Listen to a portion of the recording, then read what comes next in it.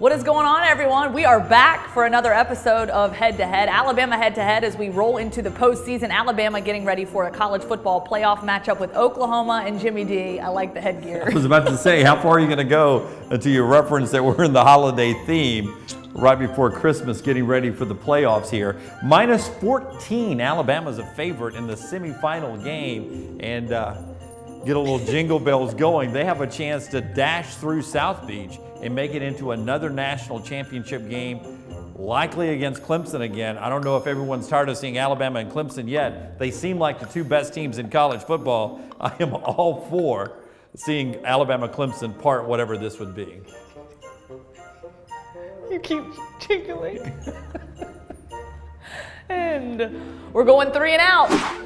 Jim, first down, we're going to ask this question. Does Tua have to be healthy and 100% ready to play in order to win this football game against Oklahoma? The answer there is no. He didn't have to be healthy to beat Georgia. Georgia's a better team than Oklahoma. But do they need him to be healthy? Would it help? Yes, because this is going to be, you would think, a high-scoring football game, so you want all hands on deck. Tua Tagovailoa healthy gives Alabama a better chance to score 40 or 50 or maybe even 58 if needed to win this game. So healthy Tua is better.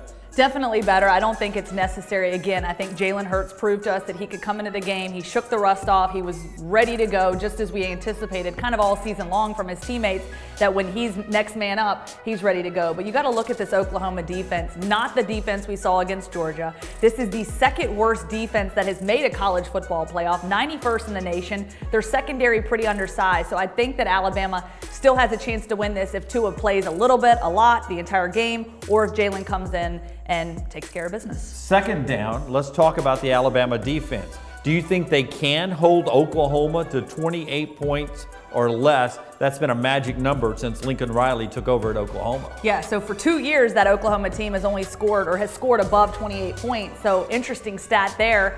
I think that if Alabama doesn't contain Oklahoma and isn't able to keep them under that 28 mark, I think we're going to have a bit of a barn burner, back and forth, obviously an offensive game that we enjoy seeing.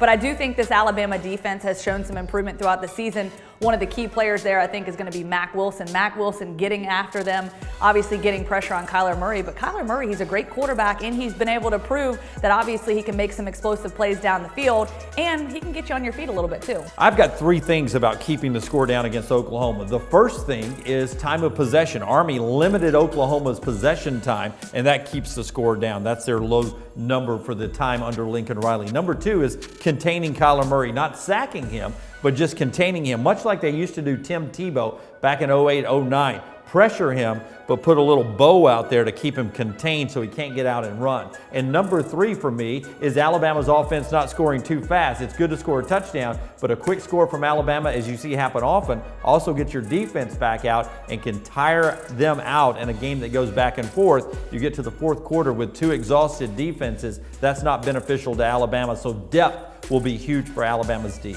Yeah, so playing off of that, what would you say the biggest key for victory is for Alabama? And this is our third down.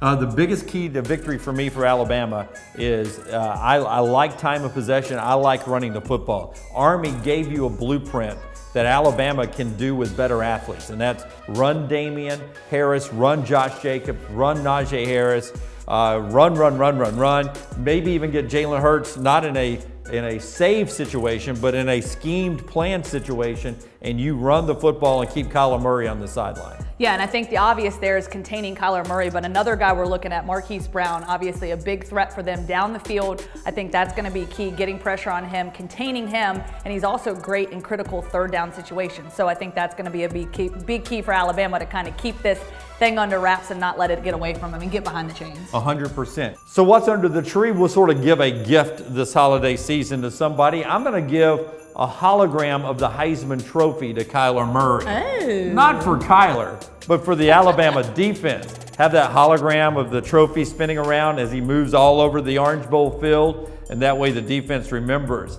yeah, our man Tua didn't get that trophy. Look at that hologram that Dunaway gave Kyler Murray. That reminds me to go get back what we think belonged to the guy in Tuscaloosa. Yeah. I'll give him the hologram. Yeah, that Alabama football team, that defense, they were chiming in on Twitter, no doubt about it. So to kind of play off of that, I'm going to give them a memory blanking stick, because Oklahoma is going to need that memory blanking stick to help them forget that Sort of like Men in Black? got snubbed. Yes, exactly what I was thinking. Men in Yes. Black. Boo! So essentially, Oklahoma gets the upper hand there if this Alabama defense doesn't go to war with them because of Tua getting snubbed in the Heisman. I've got one more. Speaking of Tua, I'm going to give Tua 2 extra ankles. So he plays the game with 4 ankles, just in case he needs an extra 1 or 2 in the game to stay on the field. Having 4 ankles on Tua Tagovailoa would be fantastic. And can we add a little bubble wrap in there? Because maybe if we give him some bubble wrap, he can, get out of this game unscathed. All right, Jim, it is prediction time. Who are you picking and why? Okay, 14 points is Danny Sheridan's prediction at this time for this game. That's a lot of points. I think Kyler Murray is dangerous. I think you go Cam Newton, Deshaun Watson, Kyler Murray as the most dangerous quarterbacks Alabama's faced since that comeback game in Tuscaloosa. That being said, I love Alabama's offense. Limited scoring, relatively speaking. Give me Alabama 40, Oklahoma 24. 40-24, Alabama in the win. All right, we're not too far off on that. I got Alabama winning this one, 41-27. I like what you said. Alabama's offense has been dynamic all season long. They bring a plethora of weapons with them in this one. And again, will Tua be healthy? A big question, number one. And I think Kyler Murray, he's going to be disruptive. He's going to make big plays at times. So that's why I can see Oklahoma still running the scoreboard up a little bit. But again, I got Alabama winning 41-27. Time to get on the sleigh now and for me to lead Lauren to wherever she has to go this holiday season on Dunaway, on Blitzen. Ho, ho, ho! And you cut out my large gut area. I like that. Good job. You ready? The one bowl game we could go to that I would have to take my shirt off on the beach, of course, is the one we get at Miami. I was all fatted up for Dallas and Santa Clara. Now I'm on South Beach. I'm glad Wes has been rolling the entire time. Oh, feel free to use that. It's fine with me, I don't care. I'm a little chunky in the middle for South Beach. We are ready when you are, Lauren. Okay, ready? You start us. In 3, 2, 1. Let's go. You cocked your head and the jingle bells were in. I think I just realized there's like dog bones in there. Maybe it's It's for your dog. All right, 3 and out. That might be for your dog.